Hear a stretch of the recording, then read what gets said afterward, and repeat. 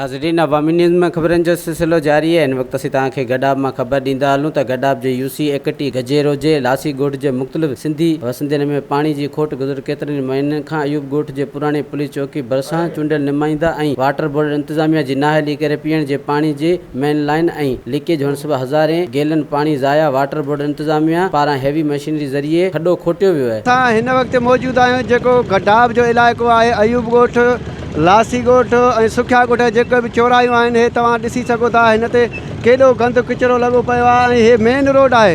हीउ main road एॾो आहे, हिन ते हज़ारे सवारी हले थी। तव्हां ॾिसी सघो था हिन में केतिरो पाणी, गंद, किचिरो।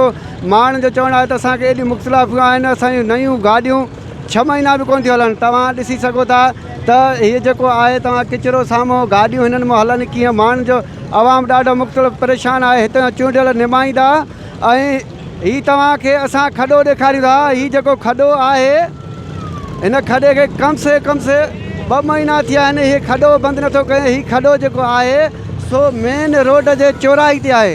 हिन ते गाॾियूं न अचनि न वञनि, गुज़रणु सभु बंदि थी वियो आहे। हीअ तव्हांजे साम्हूं जेको बि पाणी, इहे गाॾियूं तव्हां ॾिसी सघो था केतिरी गाॾियुनि जी आमदनी आहे। उन जे बावजूदि हितां जा नुमाइंदा न कंहिं रस्ते जो बंदोबस्तु कनि था, न कुझु बि न। हितां जो आवाम जेको आहे तमामु वॾो परेशान आहे। वधीक ख़बरनि ऐं तफ़सील जे लाइ विज़िट कयो असांजी वेबसाइट awamiNewsHD.com ऐं ॾिसंदा रहो अवामी न्यूज़ HD।